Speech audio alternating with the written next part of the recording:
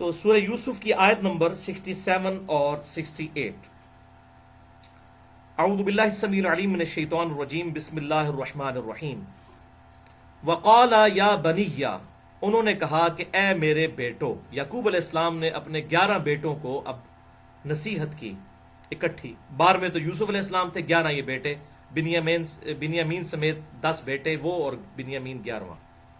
لا تدخلوا من باب واحد، مت داخل ہونا ایک دروازے سے. یعنی اس وقت شہروں کے باہر فصیلیں ہوتی تھیں، مختلف دروازے ہوتے تھے. تو یعقوب علیہ السلام نے کہا کہ تم 11 بھائی، ظاہر ہے یہ اونچے لمبے تگڑے قسم کے بھائی، اور ایک دروازے سے داخل نہ ہونا، یعنی نظر نہ لگ جائے، اس حوالے سے وہ چاہتے تھے ایک دروازے سے مت داخل ہونا.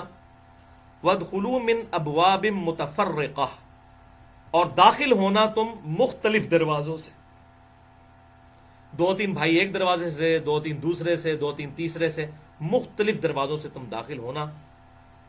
وما اغنی عنکم من اللہ من شیء، ہاں نہیں پہنچا سکتی کوئی چیز بھی فائدہ تمہیں اللہ تعالیٰ کی تقدیر کے مقابلے پر.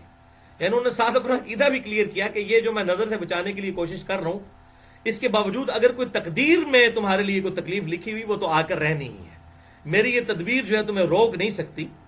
تقدیر والا معاملہ، البتہ نظر جو ہے وہ برحق ہے. وہ انشاءاللہ بخاری مسلم کی احادیث کی روشنی میں بتاؤں گا کہ نظر تو لگ جاتی ہے، البتہ اگر نظر والا معاملہ نہ بھی ہو اور کوئی تقدیر والا معاملہ ہونا ہو اللہ کی طرف سے، وَلَنَبْلُوَنَّكُمْ بِشَيْءٍ مِّنَ الْخَوْفِ وَالْجُوعِ، اللہ کی طرف سے کوئی آزمائش آنی ہو تو وہ تو آ کر رہے گی.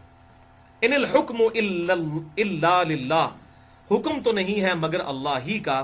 علیہ توکلت، اسی پر میں نے بھروسہ کیا. وعلیہ فلیتوکل المتوکلون، تو توکل کرنے والوں کو اسی ہستی پر توکل کرنا چاہیے. ولما دخلوا من حیث امرهم ابوہم، جب وہ مصر میں داخل ہوئے اسی طریقے سے جیسا کہ ان کے باپ نے انہیں حکم دیا تھا. ما کان یغنی عنہم من اللہ من شیء، تو اللہ تعالیٰ کے مقابلے پر ان کو تقدیر کے اس معاملے میں کوئی چیز فائدہ نہیں پہنچا سکتی تھی. الا حاجتا فی نفس یعقوب قضاها، سوائے اس احتیاطی تدبیر جو انہوں نے کی. یوسف علیہ السلام کے نفس میں جو اس معاملے میں خواہش پیدا ہوئی کہ میں اس طریقے سے کوئی احتیاطی تدبیر کروں کہ میرے بچوں کو نظر نہ لگے. اللہ تعالیٰ کی اگر کوئی تقدیر غالب ہونے والی ہوتی کسی معاملے میں تو وہ اس کو روک نہیں سکتی تھی. لیکن ساتھ ہی اللہ تعالیٰ نے ان کو انڈورس بھی کر دیا یعقوب علیہ السلام کو. وَإِنَّهُ لَذُو عِلْمٍ لِمَا عَلَّمْنَاهُ، اور بے شک وہ صاحب علم تھے اس علم کے سبب جو ہم نے یعقوب علیہ السلام کو سکھایا تھا. وَلَكِنَّ أَكْثَرَ النَّاسِ لَا يَعْلَمُونَ، لیکن اکثر لوگ اس حقیقت سے واقف نہیں ہیں. یعنی یوسف علیہ السلام نے یہ جو اسٹریٹجی اڈاپٹ کی کہ سارے بیٹے جو ہیں وہ ایک دروازے سے داخل نہ ہوں، نظر بد سے بچنے کے لیے جو انہوں نے یہ طریقہ اختیار کیا، تو اللہ تعالیٰ نے کہا کہ اس کے ذریعے سے تقدیر تو نہیں ڈال سکتی تھی، البتہ وہ ہمارے علم والے بندوں میں سے تھے. ہم نے انہیں علم سکھایا ہوا تھا کہ یہ ظاہر ہے کہ اللہ تعالیٰ کی طرف سے انہیں علم سکھایا گیا تھا کہ نظر بد سے بچنے کا یہ طریقہ ہے. نظر بد کے اعتبار سے تو بچا جا سکتا ہے، البتہ اگر تقدیر میں کوئی اللہ کی طرف سے تکلیف، آزمائش جو ہے، وہ پریشانی جو ہے، کوئی تکلیف آزمائش کی صورت میں آ کر رہنی ہے تو وہ ٹلنے والی نہیں ہے. اب یہاں پر میں اس حوالے سے تھوڑی نظر بد کے حوالے سے بھی گفتگو کر لیتا ہوں. اس کانٹیکسٹ میں 5 صحیح الاسناد احادیث انشاءاللہ ڈسکس کروں گا، اور 5 کی 5 ہی صحیح بخاری اور صحیح مسلم سے ہیں الحمدللہ. پہلی حدیث صحیح بخاری اور مسلم کی متفقن علیہ حدیث ہے. بخاری میں 5739، مسلم میں 5725، کہ آپ صلی اللہ علیہ وسلم نے ایک لڑکی کو دیکھا جس کا چہرہ زرد پڑ چکا تھا. تو آپ صلی اللہ علیہ وسلم نے ارشاد فرمایا، اس لڑکی کو دم ڈلواؤ، اسے نظر لگی ہے. تو یہ حدیث بخاری اور مسلم دونوں میں موجود ہے. یعنی وہ چہرے کے آثار دے کر آپ صلی اللہ علیہ وسلم نے فرمایا کہ اس لڑکی کو لگتا ہے نظر لگ گئی ہے، اس کو دم کرواؤ. دوسری حدیث صحیح مسلم میں انٹرنیشنل نمبرنگ کے مطابق 5732 ہے کہ صحابہ اکرام علیہم رضوان کہتے ہیں کہ ہم دور جاہلیت میں کچھ دم کیا کرتے تھے، کچھ اسی طریقے سے ہم پڑھ کر پھونکا کرتے تھے مختلف مریضوں کی شفا کے لیے. تو آپ صلی اللہ علیہ وسلم سے ریکویسٹ کی تو آپ صلی اللہ علیہ وآلہ وسلم نے ارشاد فرمایا مجھ پر اپنے دم پیش کرو زمانے جاہلیت کے جو اس وقت تم کرتے تھے، اگر ان میں شرک نہ ہو تو ان دموں کو کرنے میں کوئی حرج نہیں ہے۔ یعنی اس سے یہ بات پتہ چلی کہ دم کے لیے قرآن و سنت سے ہونا ضروری نہیں ہے، اس کے علاوہ بھی اگر کوئی دم موجود ہے قرآن و سنت کے عقائد سے وہ ٹکراتا نہ ہو، چاہے وہ ہندوؤں کے اندر ہو دم، چاہے وہ کرسچنز کے اندر ہو، جیوز کے اندر ہو، شرکیہ کلمات نہ ہو اور کوئی کلمات ہو، تو وہ دم کیا جا سکتا ہے۔ اور اسی میں ظاہر امپلائڈ ہے یہ بات کہ اگر قرآن حکیم سے بھی کسی نے کوئی ایکسپیرینس کے ذریعے یہ بات سمجھ لی ہے کہ یہ آیت پڑھنے سے اس علاج اس معاملے کا ہو جاتا ہے، چاہے وہ قرآن و سنت میں نہ بھی موجود ہو، ایکسپیرینس کے ذریعے کسی کو یہ بات پتہ چلی ہے، تو اس طرح کے دم کرنے میں بھی شرعی طور پر کوئی قباحت نہیں ہے اس حدیث کے تحت، اور اس کی ایکسپلینیشن صحیح مسلم میں اگلی حدیث سے ہو جاتی ہے۔ اور یہ اکثر لوگ پوچھتے ہیں، اس لیے میں اب اس کو کھول کر بیان کر رہا ہوں اس حوالے سے۔ یہ بڑی کریٹیکل حدیث ہے، تیسری حدیث صحیح مسلم سے 5731، یہ معاملے کو بالکل کھول دے گی۔ صحابہ اکرام علیہ رضوان نے عرض کیا اللہ کے رسول صلی اللہ علیہ وسلم، ہم لوگ زمانے جاہلیت میں بچھوؤں کے ڈسنے کے اوپر دم کیا کرتے تھے، یعنی بچھو ڈس جاتا تھا، دم کرتے تھے، شفا ہو جاتی تھی، شفا تو ہوتی تھی ظاہر ہے۔ تو ہم اس دم کو جاری رکھیں؟ تو آپ صلی اللہ علیہ وسلم نے ارشاد فرمایا کہ وہ دم مجھ پر پڑھو۔ تو صحابہ اکرام نے وہ دم پڑھا، ظاہر ہے وہ قرآن کی آیت تو کوئی حدیث تو نہیں پڑھی، وہ تو زود جہالیت کا دم تھا۔ تو آپ صلی اللہ علیہ وسلم نے جب سنا تو فرمایا اس میں کوئی شرکی الفاظ موجود نہیں، تم اس کو کرتے رہو۔ اور پھر آپ صلی اللہ علیہ وسلم نے اوپن لائسنس دے دیا، کسی مولوی کا لائسنس لینے کی ضرورت نہیں ہے اس معاملے میں۔ آپ صلی اللہ علیہ وسلم نے صحیح مسلم میں اسی حدیث میں اوپن لائسنس دیا۔ آپ صلی اللہ علیہ وسلم نے ارشاد فرمایا جو شخص اپنے بھائی کو نفع پہنچا سکتا ہو، فائدہ پہنچا سکتا ہو، تو اسے چاہیے کہ وہ فائدہ پہنچائے۔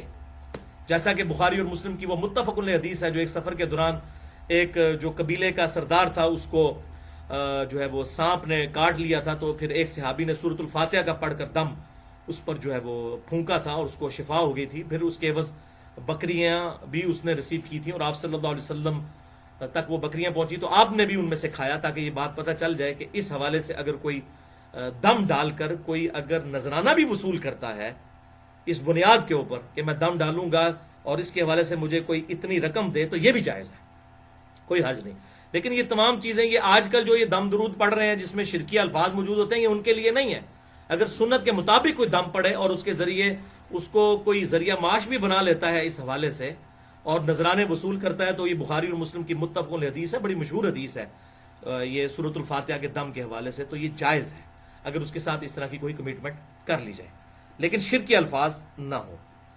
تو اس میں آپ صلی اللہ علیہ وآلہ وسلم نے معاملہ بالکل کھول کر بیان کر دیا۔ سوال اینڈ میں یہ اپنی گفتگو انشاءاللہ مکمل کر لوں۔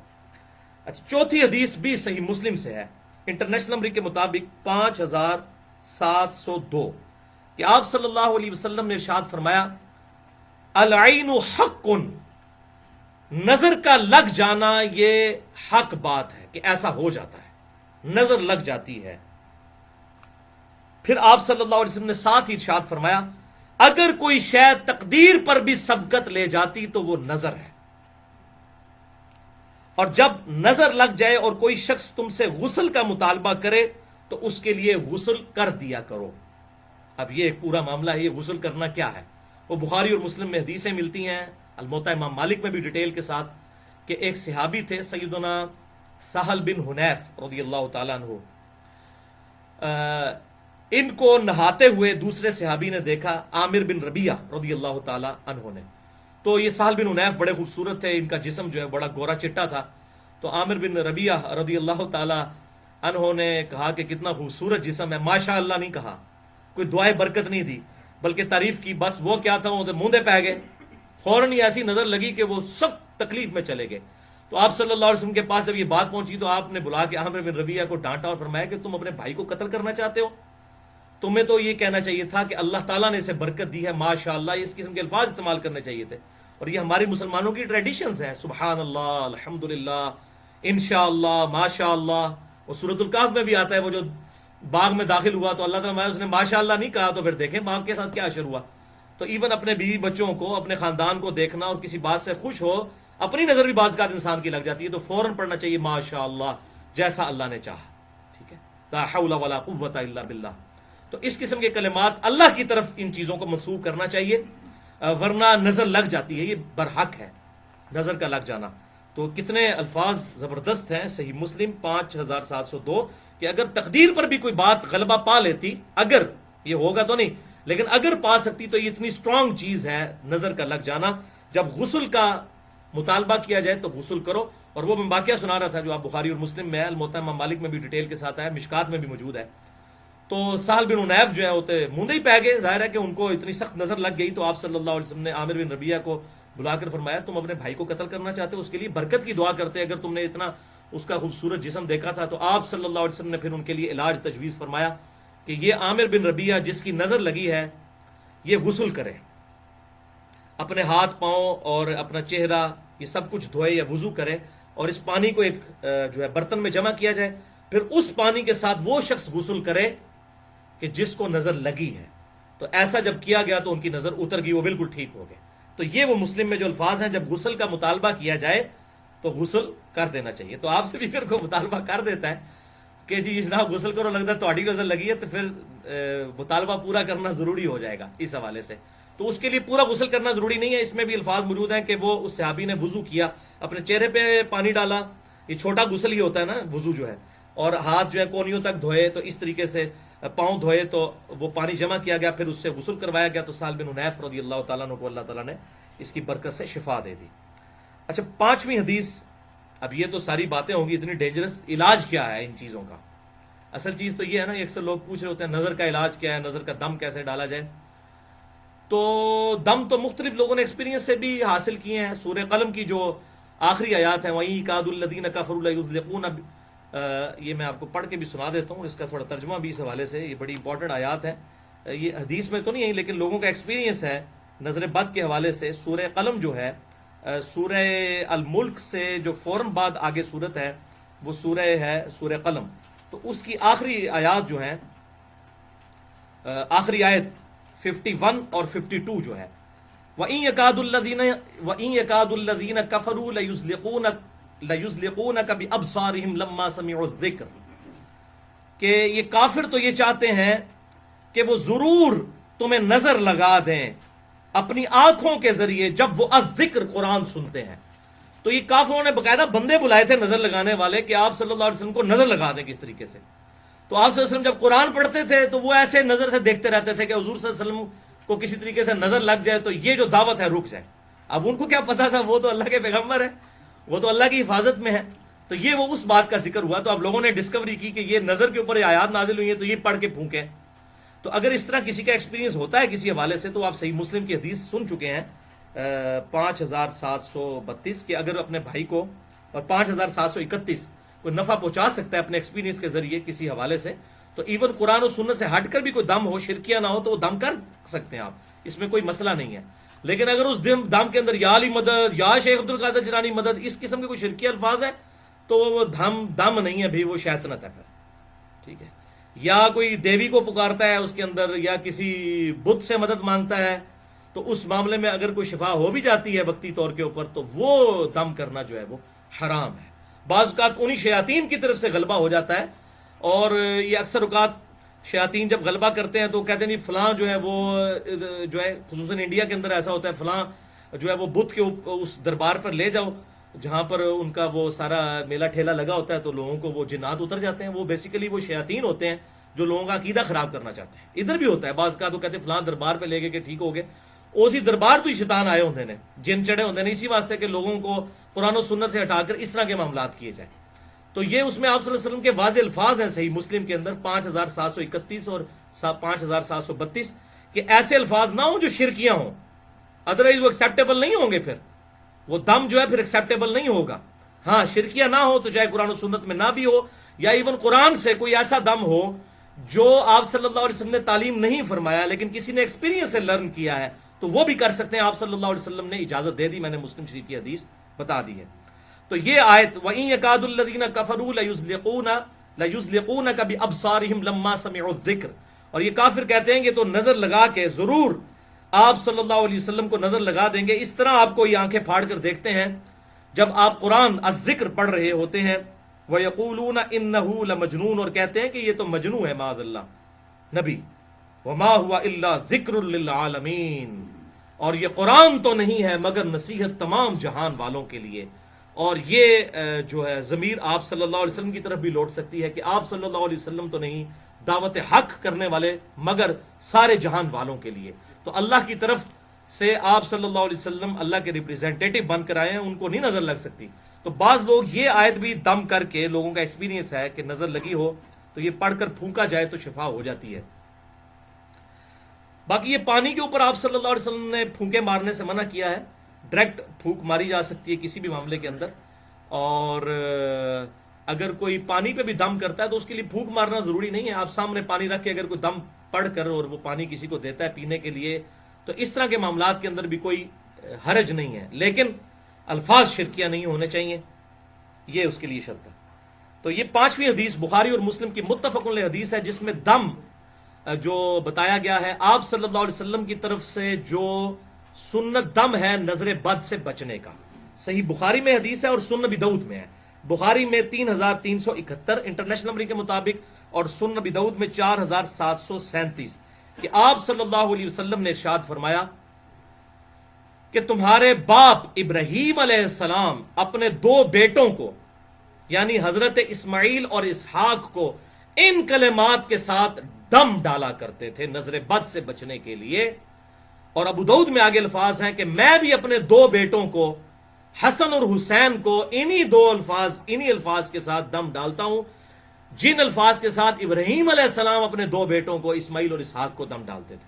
اب نسبت دیکھیں کہاں ملائی ہے آپ صلی اللہ علیہ وسلم نے۔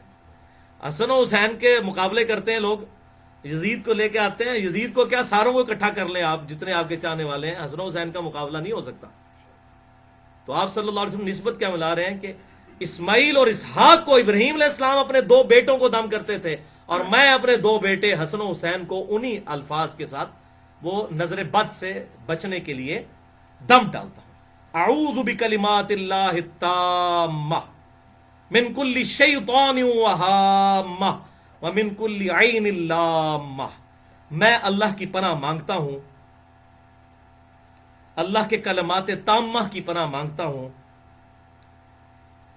تمام شیاطین سے اور وہامہ اور تمام زہریلے جانوروں سے، ومن کل عین لامہ اور ہر اس آنکھ سے جو نظر لگا دیتی ہے، تکلیف پہنچانے والی آنکھ سے، نظر بد سے، میں اللہ تبارک و تعالی کی پناہ مانگتا ہوں۔ یہ آپ خود پڑھیں اور اس کے بعد آپ پھونک دیں بچوں کے اوپر، اور اس طرح بھی ہوگا کہ آپ اس کو عربی لنگوسٹک کے اعتبار سے جو سنن ابی داؤد میں آتا ہے، اعیذکما، میں تم دونوں کو پناہ میں دیتا ہوں اے حسن و حسین، اعیذکما، اعیذکم ہوگا میں تم سب کو پناہ دیتا ہوں، یہ عربی لنگوسٹک کے اعتبار سے۔ تو اگر سارے بیوی بچوں ماں باپ سب پہ دم ڈالنا ہے تو آپ کہیں گے اعیذکم بکلمات اللہ التامہ من کل شیطان وہامہ ومن کل عین لامہ۔ ٹھیک ہے، یہ تا آتے ہیں تو یہ وقف ہوں گے۔ اعوذ بکلمات اللہ التامہ، یہ تا ہے گول تو ہا بن جائے گی، من کل شیطان وہامہ ومن کل عین لامہ۔ تو یہ الفاظ ہیں جو صحیح بخاری 3371 اور سنن ابی داؤد 4737 نمبر حدیث کے اندر الحمدللہ آئے ہیں۔ بہرحال اس حوالے سے یہ بات یاد رکھیں بھائیوں کہ یہ جتنے بھی اس قسم کے اذکار ہیں، سنت اذکار، اس کے علاوہ بھی ہیں، میں آج انشاءاللہ کچھ بتا بھی دیتا ہوں مزید۔ اگر کسی کو یہ دعا یاد نہیں تو اور دعائیں جو ہماری پریکٹس کے اندر موجود ہیں وہ دعائیں بھی اگر ہم مانگیں تو انشاءاللہ اس کی برکت سے اللہ تعالیٰ اس قسم کی مشکل اور پریشانیاں دور کر دیتا ہے۔ بہرحال اس کو آپ سمجھ لیں، میڈیکل کی فیلڈ کے اندر بھی 2 طرح کے علاج ہوتے ہیں۔ ایک کو ہم کہتے ہیں پریونٹیو علاج، حفاظتی علاج، جیسے یہ ویکسین ہے، کسی بیماری سے بچنے کے لیے ویکسین لگائی جاتی ہے، یعنی بیماری ہونے سے پہلے ہی ویکسینیشن کی جائے، اس کو ہم کہتے ہیں پریونٹیو ٹریٹمنٹ۔ ہماری انجینئرنگ کی فیلڈ میں بھی اس قسم کے پریونٹیو علاج کیے جاتے ہیں مشینوں کے، مثلا مشین کو تیل دینا، یہ تیل کیوں دیا جاتا ہے؟ پریونٹیو مینٹیننس کے طور پر، تاکہ ایسا نہ ہو کہ تیل دیں گے تو ظاہر ہے اس تیل کی وجہ سے وہ پرزے ذرا دیر سے گھسیں گے، آپ موٹر سائیکل کے چین کو بھی تیل دیتے ہیں، تو یہ پریونٹیو مینٹیننس کہلاتی ہے کہ مصیبت پڑنے سے پہلے ہی آپ اس کو پریونٹ کریں. تو اکثر قرآن و سنت کے جو علاج ہیں یہ پریونٹیو مینٹیننس ہے، علاج ہے، اس اعتبار سے کہ آپ سنت اذکار پڑھیں اور اس کی برکت سے اللہ تعالیٰ آپ کو محفوظ رکھے گا. وہ میں اذکار انشاءاللہ بتا بھی دیتا ہوں آپ کو، یہ ہمارے چھپے ہوئے بھی موجود ہیں اس حوالے سے الحمدللہ. اور دوسرا علاج ہے کیوریٹو، کہ اب ایک کسی پہ مصیبت ٹوٹ پڑی ہے اور اب آپ نے اس کا علاج کرنا ہے. اب ظاہر ہے پریونٹیو علاج اس میں اس طریقے سے کارگر ثابت نہیں ہوگا، یہ بات یاد رکھیے گا. جیسے میڈیکلی بھی پریونٹیو علاج تو اس وقت تک ہے جب تک بیماری لگے نا، جب بیماری لگ جائے تو ظاہر ہے پھر آپ کو کیوریٹو علاج کروانا پڑے گا، اس کا علاج کرنا پڑے گا، اس بیماری کا علاج کرنا پڑے گا. اور اس حوالے سے بسا اوقات کسی عامل کے پاس بھی لے کے جانا پڑ جاتا ہے. کسی کو جنات کی شکایت ہو یا کوئی اسی طریقے سے، بعض اوقات جنات انسان کے اندر حلول بھی کر جاتے ہیں، یہ بھی بخاری اور مسلم سے ثابت ہے. کسی کے اوپر جنات کا غلبہ بھی ہو جاتا ہے، قرآن میں بھی آیا ہے کہ جنات بعض لوگوں پر اترتے ہیں. تو اس قسم کے جب معاملات ہوں گے تو کسی عامل کے پاس لے جانا چاہیے، اور وہ عامل ایسا ہو جو کتاب و سنت کے اندر اندر ہی علاج کرے، چاہے وہ کسی جگہ سے بھی کرے، کوئی بھی قرآن کی آیت پڑھ کے، لیکن کوئی شرکی الفاظ نہ پڑھے. تو وہ عامل عموماً جو ہے اس طریقے سے جنات وغیرہ نکال دیتے ہیں، اور اس میں اگر وہ کوئی پیسے بھی ڈیمانڈ کرے تو میں نے آپ کو بتایا بخاری اور مسلم سے ثابت ہے، سورۃ الفاتحہ کے دم کے لیے صحابہ کرام علیہم رضوان نے وہ ان سے بکریوں کا ریوڑ پورا ڈیمانڈ کیا تھا. حتیٰ کہ صحابہ میں پھر اختلاف ہو گیا، بخاری اور مسلم میں آتا ہے. تو پھر آپ صلی اللہ علیہ وسلم کی خدمت میں پیش کیا گیا معاملہ، آپ نے فرمایا ان بکریوں میں سے مجھے بھی دو، میں بھی کھاتا ہوں. تو آپ صلی اللہ علیہ وسلم نے خود کھا کر امت کو یہ انڈورس کر دیا کہ اس طریقے سے کمائی اس حوالے سے لی جا سکتی ہے. تو اب اس کو برا ماننے کی ضرورت نہیں ہے. اگر کوئی اس کے ذریعے کوئی اور معاملات چلا رہا ہے شرکیہ، تو وہ اس کو ہم غلط کہیں گے. مطلب ناک کے اوپر مکھی بیٹھ دے تو ناک کو تو نہیں کاٹ دینا نا، آپ نے مکھی اڑانی ہے. جو بات ٹھیک ہے وہ ٹھیک ہے بالکل، جو غلط ہے وہ غلط ہے.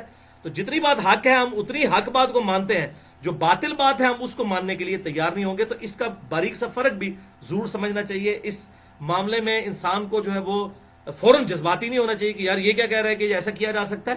تو یہ الحمدللہ بخاری اور مسلم میں موجود ہے. ہاں اب اگر آج تک ہمیں کسی نے نہیں بتایا تو ان تو مولویوں کو گریبان پکڑنے، اسی تو مولویوں کے خلاف ہیں کہ یہ مولوی جو ہیں یہ جو ہے وہ اپنے فرقے کی باتیں بتاتے ہیں ایک دوسرے کو نیچا دکھانے کے لیے.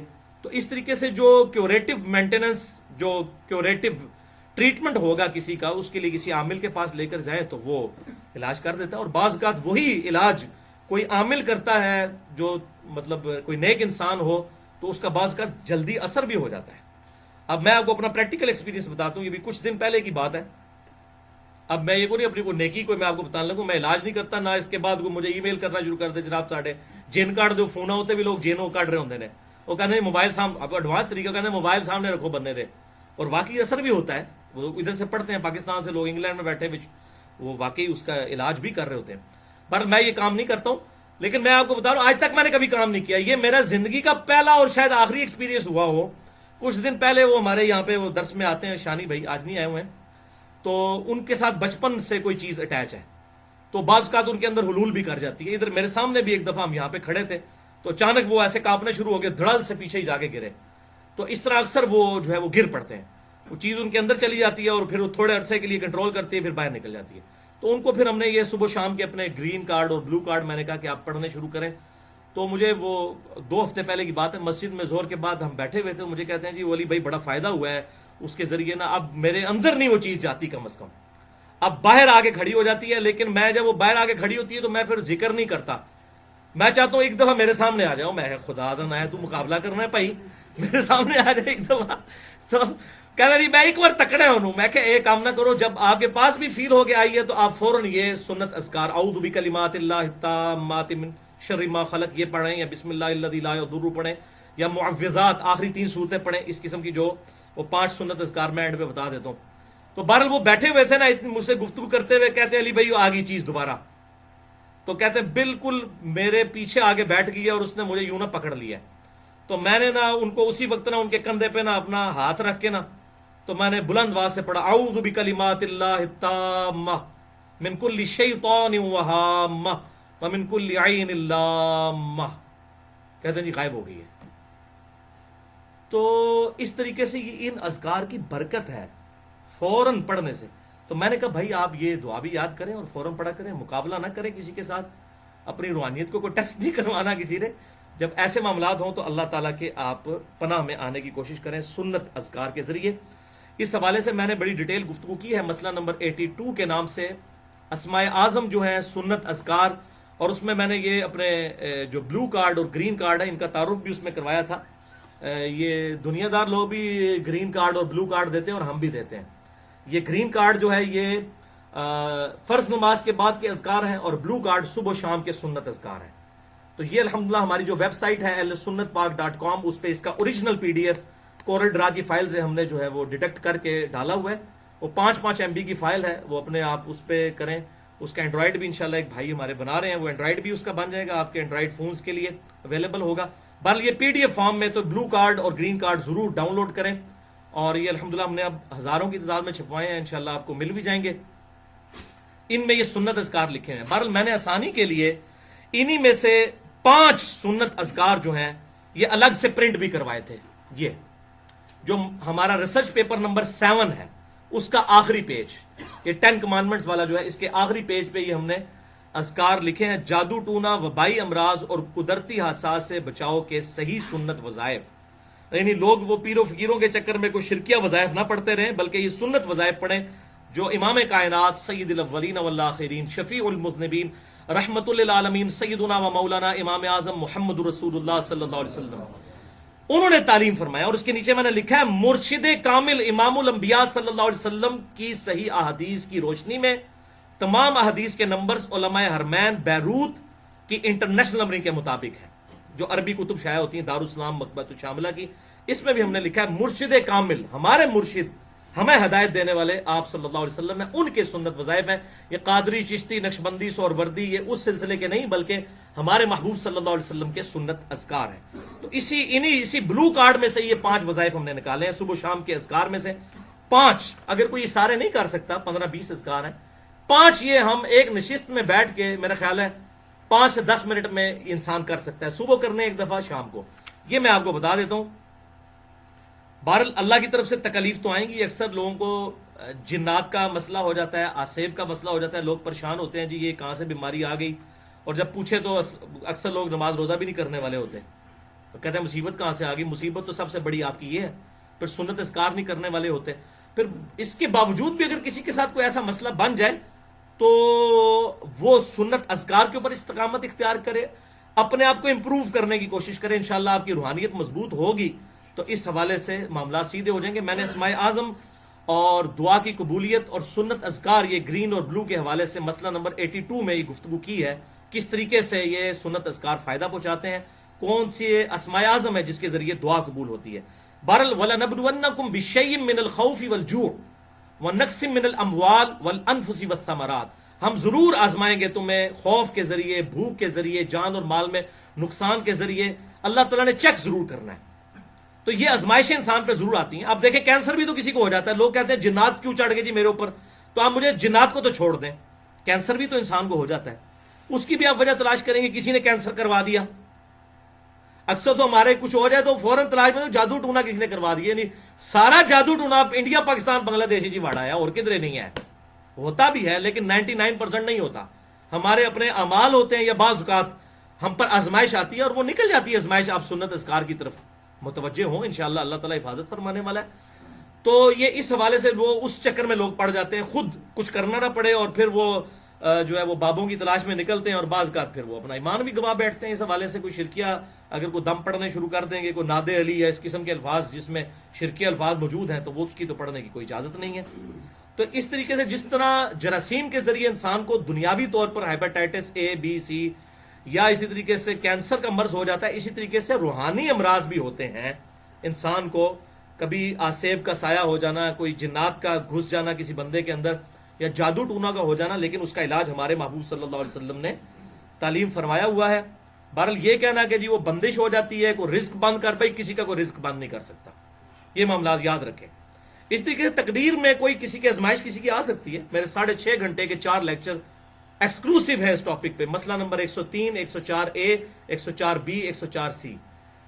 اللہ کی طرف سے رزق کی تقسیم کا مسئلہ کیا ہے، اور مسئلہ تقدیر اور انسان کی پیدائش کا مقصد. اس ٹاپک پہ تقریباً 200 کے قریب آیات کراس ریفرنس کے طور پر پورے قرآن حکیم سے میں نے 6.5 گھنٹے میں 4 لیکچرز کے اندر وہ کور کیے ہیں. بلکہ یہ آخر میں 5 وظائف آپ سن لیں.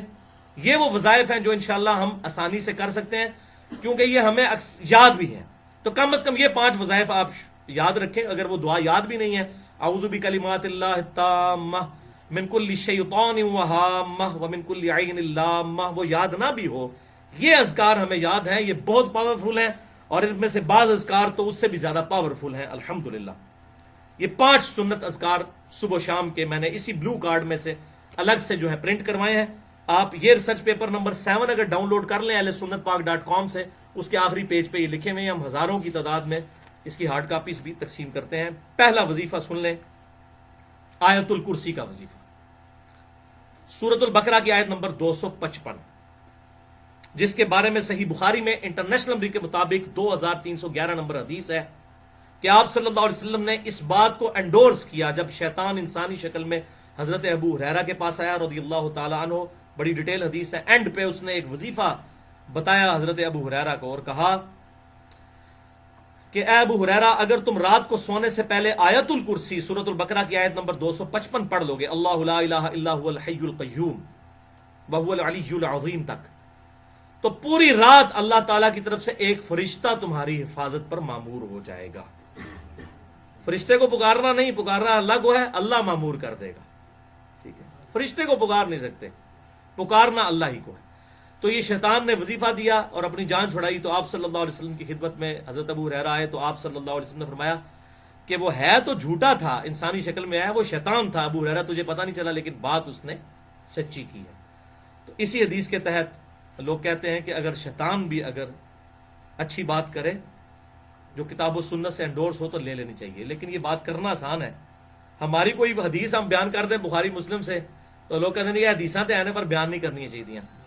ویسے کہتے ہیں شیطان کو بھی لے لو، خدا نہ شیطان کو تسی لے لیندے ہو تے بخاری مسلم کو میں تو نہیں لکھی ہے. اگر میں نے وہ بنو امیہ کا پول کھول دیا بخاری مسلم سے کہ کیا امت پہ ظلم ڈھایا گیا، حضرت حسین کی شہادت کیسے ہوئی، مسئلہ نمبر 101، صحیح مسئلہ خروج اور فکر حسین حق پرستی کی علامت ہے، جو آپ سمجھ لیں کہ مولانا مودودی رحمہ اللہ کی کتاب خلافت و ملوکیت کا وہ ورژن ہے ویڈیو کی فارم میں صحیح الاسناد احادیث کی روشنی میں 50 واقعہ کربلا کا حقیقی پس منظر جو ہماری ویب سائٹ پہ بھی اپلوڈ ہے، ریسرچ پیپر نمبر 5B. تو کہتے ہیں حدیثیں بیان نہیں کرنی چاہیے. تو خدا کے لیے آپ اس بات کو سمجھے کہ یہ تمام کی تمام چیزیں احادیث میں آئیں. تو شیطان بھی اگر غلط بات کرتا ہے تو صحیح بات کرتا ہے تو آپ اس سے لے لیں، اس میں کوئی حرج نہیں ہے. تو مجھے اگر کوئی شیطان کا درجہ دینا چاہتا ہے تو ضرور دے، مگر شیطان سے ورسٹ بھی دے دے تو بات تو قرآن و سنت کی ہے، وہ لے لینی چاہیے. اس میں کوئی جھگڑا نہیں کرنا چاہیے. تو یہ پہلا وظیفہ ہے کہ آیت الکرسی رات کو پڑھیں، انشاءاللہ صبح تک حفاظت ہوگی. اور المستدرک الحاکم میں بھی، جامعہ ترمذی میں بھی حدیث ہے انٹرنیشنل نمبر کے مطابق 2880. یہ صحت کے اعتبار سے تو مضبوط نہیں ہے لیکن اس کو سپورٹیو ہے صحیح بخاری کی اس حدیث کو. میں اس لیے بیان کر دوں کہ جو صبح کے وقت آیت الکرسی پڑھتا ہے شام تک اللہ کی حفاظت میں رہتا ہے، جو شام کو پڑھ لیتا ہے صبح تک رہتا ہے حفاظت میں. تو شام سے صبح تک تو یہ بخاری سے ثابت ہو گیا 2311. تو صبح والا سائملٹینیس کنٹراسٹ بھی امپلائڈ ہے اس کے اندر. آیت الکرسی کا وظیفہ صبح اور شام کتنی دفعہ؟ 1 دفعہ. یہ کوئی مشکل کام ہے؟ ویسے آپ نے فجر کے بعد بھی 1 دفعہ پڑھ لیا تب بھی ٹھیک ہے. وہ سنن نسائی الکبریٰ کے اندر صحیح سند کے ساتھ یہ حدیث موجود ہے کہ آپ صلی اللہ علیہ وسلم نے فرمایا، سنن نسائی الکبریٰ میں 9928 نمبر حدیث ہے انٹرنیشنل نمبر کے مطابق، کہ جو فرض نماز کے بعد آیت الکرسی پڑھے گا مرتے ہی جنت میں داخل ہو جائے گا. لیکن نماز پڑھے گا تو نماز پڑھے بغیر تو نہیں جال چھوڑنی، نماز پڑھنے کے بعد پڑھے گا. خالی آیت الکرسی پڑھنے سے جنت میں نہیں جائے گا. تو آیت الکرسی وہ ہم جو فجر کے بعد 1 دفعہ پڑھ لیتے ہیں وہ بھی ہو جاتی ہے اس حوالے سے. اگر ہم اہتمام کے ساتھ پڑھ لیں گے، لادہ سے پڑھ لیں تو زیادہ بہتر ہے. دوسرا وظیفہ زبردست، یہ اکثر لوگ کہتے ہیں وہ تعویذ لے کے آئے نا پیر صاحب کو، تعویذ بڑے کام کا تعویذ. اور تعویذ کو ہم بھی مانتے ہیں لیکن سنت تعویذ کو. تعویذ کیا کہتے ہیں؟ پناہ دینے والی. اعوذ بکلمات اللہ، میں اللہ کی پناہ میں آتا ہوں. تعویذ کیا ہوتا ہے؟ پناہ دینے والی چیز. تو ہم سنت تعویذ کو مانتے ہیں اور سنت تعویذ آپ صلی اللہ علیہ وسلم نے خود تعلیم فرمایا. صحیح بخاری میں حدیث ہے انٹرنیشنل نمبر کے مطابق 5017 نمبر، اور سنن ابی داؤد میں 5082 نمبر، کہ آپ صلی اللہ علیہ وسلم نے ارشاد فرمایا کہ معوذات، 3 پناہ دینے والی صورتیں، 3 تعویذ معوذات. ایک ہے معوذتین، وہ 2 بن جاتے ہیں، قل اعوذ برب الفلق اور قل اعوذ برب الناس. لیکن یہاں الفاظ ہیں بخاری میں معوذات، 3 پناہ دینے والی صورتیں، یہ اگر کوئی پڑھ لے تو یہ 3 صورتیں شیطان، جنات اور جادو کے خلاف اللہ کی پناہ میں آنے کا ذریعہ ہے. یہ تعویذ ہیں یہ 3 صورتیں. اور بخاری میں 5017 نمبر حدیث اسی کانٹیکسٹ میں موجود ہے کہ آپ صلی اللہ علیہ وسلم معوذات رات کو سونے سے پہلے 3 دفعہ پڑھتے تھے. 3 دفعہ سورہ اخلاص، 3 دفعہ سورۃ الفلق اور 3 دفعہ سورۃ الناس. آخری 3 صورتیں معوذات، 3 پناہ دینے والی 3 تعویذ. اب مجھ سے وہ پوچھتا ہے تعویذ، میں کہتے مننے جناب تعویذ کیوں نہیں؟ 3 تعویذ پڑھ کے 3 دفعہ آپ صلی اللہ علیہ وسلم ہاتھوں کو پھونک کے اپنے پورے جسم پہ جہاں تک ہاتھ پہنچتا تھا آپ صلی اللہ علیہ وسلم دم کیا کرتے تھے. یہ ہے سنت. دم کو بھی ہم مانتے ہیں. اور قربان جب حضرت عائشہ کے الفاظ ہیں اسی حدیث میں کہ جب حضور بیمار ہو گئے تو میں یہ صورتیں پڑھا کرتی تھی، پڑھ کے آپ کے ہاتھوں پر پھونک کے آپ کے ہاتھوں کو ہی آپ کے جسم پہ پھیرا کرتی تھی، اپنے ہاتھوں کو نہیں. ظاہر ہے وہ تو مبارک ہاتھ ہے. تو حضرت عائشہ پڑھتی تھی، حضور صلی اللہ علیہ وسلم کو دم ڈالتی تھی، لیکن دم ڈالنے کے بعد حضور کے ہاتھوں پر پھونک کے حضور کے ہاتھوں کو ہی حضور کے جسم پر صلی اللہ علیہ وآلہ وسلم پھیرا کرتی تھی. تو یہ بہترین تعویذ ہے. تو یہ تعویذ کے حوالے سے بھی سمجھ لیں، تعویذ لٹکانا جو ہے گلے کے اندر قرآنی سورت کا یا قرآنی آیت کا، اس کا ثبوت آپ صلی اللہ علیہ وسلم سے نہیں ملتا، صحابہ اکرام علیہم رضوان سے نہیں ملتا. ایک صحابی کا ملتا ہے لیکن وہ روایت ضعیف ہے. وہ سنن ابی داؤد سے اور مسند امام احمد سے پیش کی جاتی ہے کہ عبداللہ بن عمر بن عاص رضی اللہ تعالیٰ عنہ چھوٹے بچوں کو تو دم ڈالا کرتے تھے، جو بڑے بچے تھے ان کو دم ڈالا کرتے تھے، اور چھوٹے بچے جو پڑھنا نہیں جانتے تھے ان کے گلے میں تختی لٹکا دیتے تھے، اعوذ بکلمات اللہ التامات من شر ما خلق، اعوذ بکلمات اللہ التامات من شر ما خلق، یہ لکھ کر. وہ آگے آ بھی جائے گا، یہ وظیفہ بھی ہے اس میں. تو یہ روایت پکی ضعیف ہے. اس میں محمد بن اسحاق مدلس ہیں اور ان سے روایت کر رہے ہیں، اور محمد بن اسحاق تدلیس کر رہے ہیں. لیکن جو حنفی ہمارے بھائی ہیں بریلوی اور دیوبندی، ان کے نزدیک تو محمد بن اسحاق مردود راوی ہیں، حالانکہ ہمارے نزدیک یہ ثقہ راوی ہیں، انس بن مالک کے شاگرد ہیں. یہی وہ تابعی ہیں جن سے وہ روایت ہے سنن البہیقی کے اندر، دلائل النبوہ امام بہیقی کی کتاب میں، کہ آپ صلی اللہ علیہ وسلم 12 ربیع الاول کو پیدا ہوئے. یہ وہ ہیں. تو یہ محمد بن اسحاق جو ہے اہل سنت کے امام ہے. سیرت ابن ہشام ہو یا سیرت ابن اسحاق ہو، جو سیرت کی پہلی کتاب ہے، یہ محمد بن اسحاق راوی ہیں، تابعی، انس بن مالک کے شاگرد ہیں یہ رضی اللہ تعالیٰ عنہ، لیکن تدلیس کر رہے ہیں. 12 حنفیوں کے نزدیک تو یہ راوی ایکسیپٹیبل نہیں، تو وہ پھر بھی یہ جعلی روایت پیش کر رہے ہوتے ہیں. ہمارے نزدیک بھی روایت ضعیف، تدلیس کی وجہ سے. وہ راوی ثقہ ہے لیکن ان سے روایت کر رہے ہیں. وہ آپ مسئلہ نمبر 36 دیکھ لیں، یہ تدلیس کا ایشو کیا ہے صحیح مسلم کے مقدمے کی روشنی میں. بہرحال ان کے نزدیک تو یہ راوی ایکسیپٹیبل نہیں، پھر بھی لوگوں نے جی وہ عبداللہ بن عمر بن عاص تختی لٹکاتے تھے. تو یہ بھائی ایک ہی روایت تھی، یہ ثابت نہیں ہے. البتہ تابعین سے ثابت ہے کہ وہ قرآنی آیات کے تعویذ لکھ کر گلے میں لٹکایا کرتے تھے بچوں کے. اور اسی سے امام ابن تیمیہ نے بھی یہ مسئلہ لیا اور اپنے فتاوی میں لکھا. اس لیے آپ کو بعض اہل حدیث ہمارے جیل میں بھی کچھ عرصہ تک پہلے تک تو تعویذ لکھا کرتے تھے، وہ امام ابن تیمیہ کی وجہ سے. تو بھائی ہمارے نزدیک جو چیز آپ صلی اللہ علیہ وسلم اور آپ کے صحابہ سے ثابت نہیں ہے، ہم اس کو ایکسیپٹ کرنے کے لیے تیار نہیں ہے ایز اے اس کو امت میں پھیلانے کے اعتبار سے.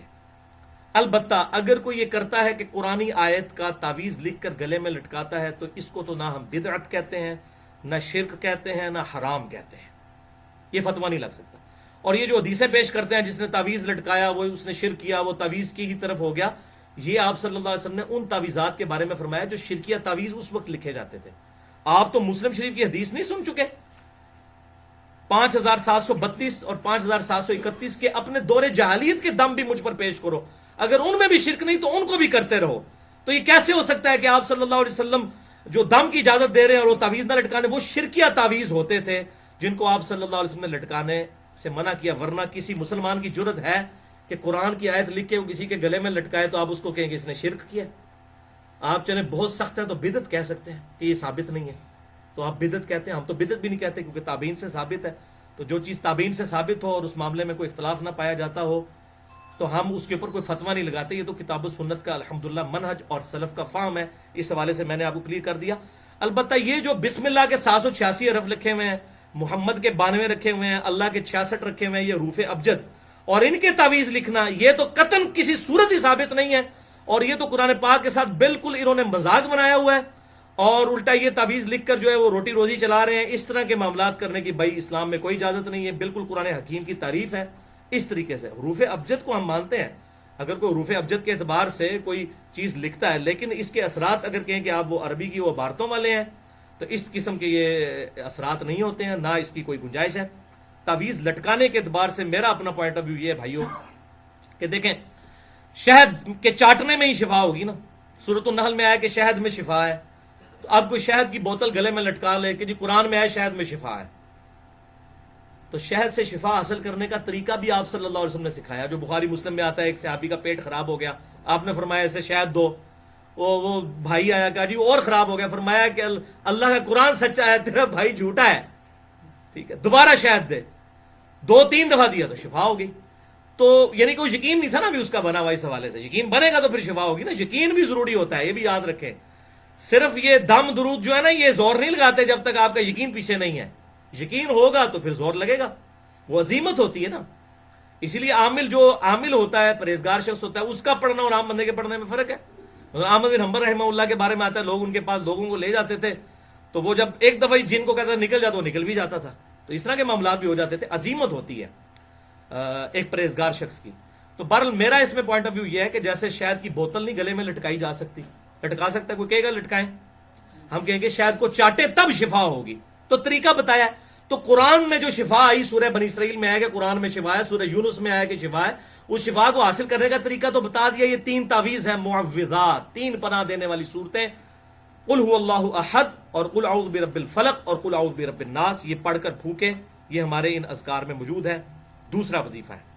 تیسرا وظیفہ صحیح مسلم میں 6844 نمبر حدیث، سنن نبی داؤد میں 5077 نمبر کہ آپ صلی اللہ علیہ وسلم نے فرمایا 10 دفعہ جو یہ کلمات پڑھ لے صبح کے وقت اور 10 دفعہ شام کے وقت، اگر یہ صبح 10 دفعہ پڑھ لے تو 4 غلام حضرت اسماعیل علیہ السلام کی اولاد سے آزاد کرنے کا ثواب، اور دن رات میں ہر خطرناک چیز اور شیطان کے خلاف قلعہ ہو جائیں گے یہ کلمات، اور بڑے آسان ہیں۔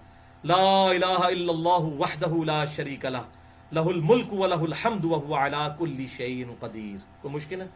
10 دفعہ صبح، 10 دفعہ آپ نے شام کو پڑھنا ہے یہ کلمات۔ اچھا جی، چوتھا وظیفہ سیکنڈ لاسٹ زبردست ہے، جامعہ ترمذی میں 3388، سنن نبی داؤد میں 5088 کہ آپ صلی اللہ علیہ وسلم نے فرمایا کہ جو شخص صبح کے وقت یہ کلمات 3 دفعہ صرف پڑھ لے تو شام تک کوئی ناگہانی آفت اور مصیبت اسے نہیں آئے گی، اور جو شام کو 3 دفعہ پڑھ لے صبح تک نہیں آئے گی۔ بسم اللہ الذی لا یضر مع اسمہ شیء فی الارض ولا فی السماء وہو السمیع العلیم، اللہ کے نام کے ساتھ کہ جس کے نام کی برکت سے زمین و آسمان میں کوئی چیز نقصان نہیں پہنچا سکتی، وہی سننے والا اور علم رکھنے والا ہے۔ یہ آپ شام کو پڑھ لیں صبح تک اللہ کی حفاظت میں، صبح پڑھ لیں شام تک، شیطان کے خلاف قلعہ ہیں یہ الفاظ الحمدللہ۔ اور یہ حدیث بڑی زبردست ہے، ترمذی اور ابو داؤد میں آگے بھی الفاظ چلتے ہیں اس حدیث میں کہ یہ حدیث پتہ کس نے بیان کی؟ حضرت عثمان غنی کا بیٹا تھا ابان بن عثمان، اس نے یہ حدیث بیان کی ایک تبع تابعی کو، تو اس تبع تابعی نے جب یہ حدیث سنی تو بڑے غور سے ابان کو دیکھا، کیونکہ حضرت ابان جو تھے رحمہ اللہ ان پہ فالج کا اٹیک ہوا تھا، ان کے جسم پہ راشا تھا، تو انہوں نے کہا یہ حضرت مجھے تو وظیفہ بتا رہے ہیں، خود تو اتنی بڑی مصیبت میں پڑے ہوئے ہیں کہ ان کے اوپر فالج گر گیا ہوا ہے، ٹھیک ہے۔ تو حضرت ابان نے فرمایا اللہ کی قسم میں نے عثمان اپنے باپ پر جھوٹ نہیں باندھا، یہ وظیفہ جو تمہیں بتا رہا ہوں، جس دن مجھ پر یہ فالج کا اٹیک ہوا اس دن میں یہ صبح وظیفہ پڑھنا بھول گیا تھا، اس لیے تم پر یہ مجھ پر ناگہانی آفت دیکھ رہے ہو کہ میں خود بھول گیا تھا بسم اللہ الذی لا یضر پڑھنا۔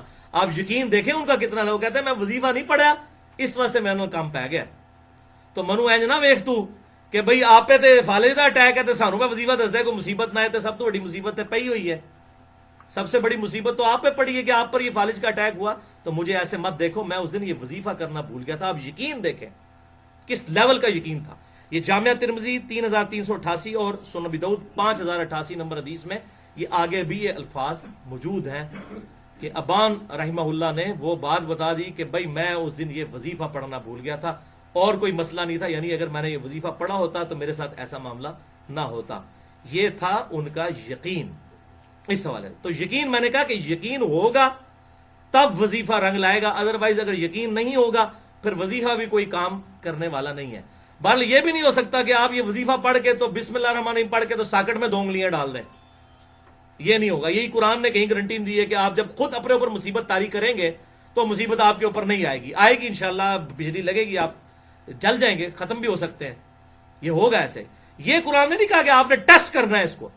بہرحال اس حوالے سے میں آپ کو ایک پرسنل بات بتاتا ہوں۔ جب شیخ زبیر لیزئی رحمہ اللہ پہ فالج کا اٹیک ہوا، نومبر میں ان کی ڈیتھ ہوئی نا، 10 نومبر 2013 کو، تو 2 مہینے پہلے آپ آ جائے، ستمبر میں، اگست یا ستمبر میں پہلے ہفتے میں ان پہ فالج کا اٹیک ہوا۔ تو ہمارے بھائی وہ بڑے سمجھدار ہیں، وہ کہنے لگے کہ مجھے کہتے ہیں کہ علی بھائی میں نے تو پہلے دن ہی جان لیا تھا کہ شیخ صاحب نہیں بچیں گے۔ میں نے کہا کیوں؟ وہ کہتے ہیں کہ شیخ صاحب وظائف پہ بڑا استقامت کیا کرتے تھے، تو وہ بلکہ اکثر میں بھی جب ان کو فون کرتا تھا میں کہتا شیخ صاحب آپ کے بڑے حاسدین ہیں، آپ وظیفہ نہ بھولا کریں، کیونکہ 1-2 بار ان پہ قاتلانہ حملہ بھی ہوا، انہوں نے پسٹل بھی رکھی ہوتی تھی اپنی حفاظت کے لیے اپنے پاس۔ تو کہتے ہیں علی بھائی میں وظیفے کرتا ہوں ریگولرلی، وظیفے نہیں میں چھوڑتا۔ تو مجھے بھائی کہتے ہیں کہ مجھے نہیں لگتا شیخ صاحب اب بچیں گے، کیونکہ موت کو کوئی وظیفہ نہیں ٹال سکتا۔ یعنی اگر کسی کی اس بیماری میں موت لکھی ہوئی ہے نا، اس بیماری میں موت، پھر یہ وظیفہ اثر نہیں کرے گا، کیونکہ موت تو اٹل ہے، وہ تو ڈیفائن ہے، وہ تو قرآن میں آئے ایک لمحہ نہ آگے نہ پیچھے۔ اگر کسی بیماری نے آپ کو موت کے دروازے تک لے کر جانا ہے پھر وہ اس وظیفے سے نہیں ٹلے گی۔ تو یہ بھی ذرا ذہن میں رکھنا ہے اس حوالے سے، ورنہ کوئی کہ جی موت بھی تو بہت بڑی مصیبت ہے، وہ ٹل جائے تو موت نہیں ٹل سکتی۔ تو وہی ہوا، اللہ تعالیٰ ان کی غلطیاں معاف کرے، ان کو نیک کاموں کا اجر عطا فرمائے۔ بال ان کی جو علمی خدمات ہیں اس پہ میرا ویڈیو لیکچرز کے پروفز کے ساتھ مسئلہ نمبر 80 ریکارڈ ہے۔ شیخ زبیر لیزئی رحمہ اللہ ایک حق گو عالم دین، اور اکثر آج لوگ میرے اوپر بڑی تہمتیں بھی لگاتے ہیں اور فیس بک پہ بھی چڑھا دیتے ہیں کہ یہ اپنی طرف سے کوئی شیخ صاحب پہ جھوٹ باندھتا تھا۔ بھئی میں نے کوئی گن پوائنٹ پہ وہ ویڈیوز ریکارڈ کروائی ہیں؟ میری ہر بات کے ساتھ شیخ صاحب کے جو 12 موقف جس میں وہ آج کل کے اہل حدیث علماء سے اختلاف رکھتے تھے، وہ پورے ان کے ویڈیو پروفز کے ساتھ موجود ہیں۔ میں نے اس کے علمی دلائل دیے، اس کے بعد شیخ صاحب کے کلپس ڈالے، گن پوائنٹ پہ نہیں، ان کی اپنی ریکارڈنگز۔ ہاں یہ ہے کہ ریکارڈنگ میں نے کی تھی، کیونکہ میں نے ان کو قائل کیا تھا کہ ویڈیو بنوائیں، ورنہ وہ پہلے ریلیکٹنٹ تھے اس ایشو پہ۔ بہرحال میں نے یہ ضمناً ذکر کر دیا۔ اب آخری وظیفہ سن لیں آپ، وہی جو صحیح مسلم میں تھا نا، جو مشکل آپ کو یاد نہیں ہو رہا تھا کیونکہ ہم پڑھتے نہیں ہیں عموماً، جو صحیح بخاری میں 3371 نمبر، اعوذ بکلمات اللہ التامہ من کل شیطان وہامہ ومن کل عین لامہ، اس کی بجائے اگر یہ وظیفہ آپ بچوں پہ پڑھ کے پھونک دیں تو یہ بھی زبردست ہے۔ صحیح مسلم میں حدیث ہے، انٹرنیشنل نمبرنگ کے مطابق 6880 اور مسند احمد میں 7898، ایک شخص کو بچھو کاٹ گیا رات کے وقت، تو آپ صلی اللہ علیہ وسلم نے فرمایا اگر تو شام کو یہ پڑھ لیتا نا، اعوذ بکلمات اللہ التامات من شر ما خلق، میں اللہ تعالیٰ کے کلمات تامہ کی پناہ میں آتا ہوں ہر اس چیز کے شر سے جو اللہ تعالیٰ نے پیدا کی ہے، تو تجھے کبھی بھی بچھو کا ڈنک اثر نہ کرتا۔ یہ حدیث صحیح مسلم مسند احمد میں موجود، 3 دفعہ یہ پڑھ لیتا تو یہ شام کو پڑھیں، اور اسی میں امپلائڈ ہے صبح کو پڑھیں تو شام تک کوئی اثر نہیں ہوگا کسی بھی زہریلے جانور کا۔ تو اب یہ 5 وظیفے جو ہیں میں نے الحمدللہ سنت وظائف اس بلو کارڈ سے علیحدہ کر کے، یہ ریسرچ پیپر نمبر 7 کے آخری پیج پہ موجود ہیں، اس کو تو آپ ضرور کریں اگر باقی نہیں کر سکتے۔ میں ان کو پھر ریپیٹ کر دیتا ہوں۔ پہلا وظیفہ آیت الکرسی کا وظیفہ، صبح اور شام 1 دفعہ۔ دوسرا وظیفہ معوذات کا، 3 پناہ دینے والی صورتیں، آخری قرآن کی 3 صورتیں، سورۃ الاخلاص، سورۃ الفلق اور سورۃ الناس، 3 دفعہ رات کو سونے سے پہلے جسم پہ دم کرنا ہے، اور 3 دفعہ صبح کے وقت پڑھنی ہے، اور ہر فرض نماز کے بعد بھی پڑھنا ثابت ہے، فرض نماز کے اذکار میں گرین کارڈ میں آپ دیکھ لیجئے گا۔ تیسرا وظیفہ جو ہے وہ روزانہ 10 دفعہ پڑھنا ہے صبح کے وقت، لا الہ الا اللہ وحدہ لا شریک لہ لہ الملک ولہ الحمد وہو علی کل شیء قدیر، اور 10 دفعہ شام کو۔ شیطان اور جنات کے اگینسٹ اللہ تعالیٰ کی حفاظت ہوگی اور مضبوط قلعے میں آ جائیں گے۔ چوتھا وظیفہ صبح اور شام 3 دفعہ، بسم اللہ الذی لا یضر مع اسمہ شیء فی الارض ولا فی السماء وہو السمیع العلیم، اور 5واں وظیفہ صبح اور شام 3 دفعہ۔ ویسے حدیث میں شام کا ذکر ہے، صبح کا نہیں آیا، وہ اسی میں امپلائڈ ہے اجتہاداً، اعوذ بکلمات اللہ التامات من شر ما خلق۔ تو یہ اس کا ترجمہ بھی لکھا ہوا ہے گرین کارڈ پہ، بلو کارڈ پہ بھی، اور یہ ریسرچ پیپر نمبر 7 کا آخری پیج ہے، جادو ٹونا، وبائی امراض اور قدرتی حادثات سے بچنے کے صحیح سنت وظائف۔ اللہ تعالیٰ سے دعا ہے جو حق بات میں نے کہی اللہ تعالیٰ ہمارے دلوں میں راسخ فرمائے. اگر جذبات میں میرے منہ سے کوئی غلط بات نکل گئی تو اللہ تعالیٰ ہمارے دلوں سے معاف کر دے. ہمیں کتاب و سنت کی تعلیمات پر عمل کر کے دوسرے بھائیوں تک پہنچانے کی توفیق عطا فرمائے. سبحانک اللہم و بحمدک اشہد ان لا الہ الا انت استغفرک و اتوب الیک وما علینا الا البلاغ المبین.